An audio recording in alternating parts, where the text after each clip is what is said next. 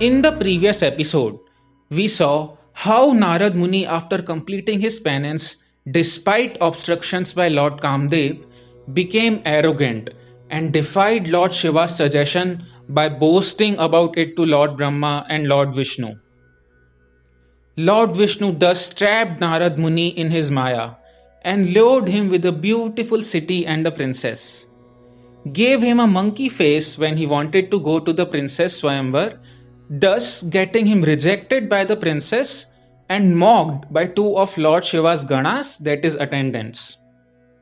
Then Lord Vishnu himself charmed the princess in Swayamvar and took her to Vaikuntha Lok. At the peak of his anger, Narad Muni cursed the two Ganas to be born Asuras or demons.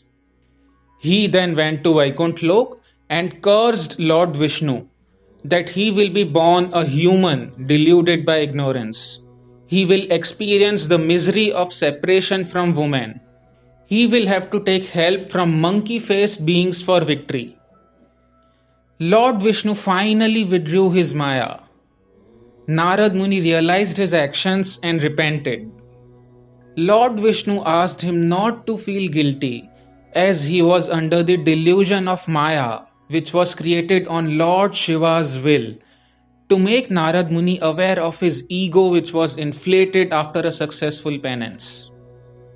Lord Vishnu sang the glory of Lord Shiva and told innumerable benefits of worshipping Lord Shiva, like removal of gravest sins, attainment of worldly pleasures, attainment of everlasting happiness, attainment of the ultimate liberation. Then Narad Muni apologized to the two Ganas of Lord Shiva, whom he had cursed, and blessed them to be born to a sage, become kings of demons, be supreme devotees of Lord Shiva, and get relieved from the life of demons by a manifestation of Lord Shiva himself.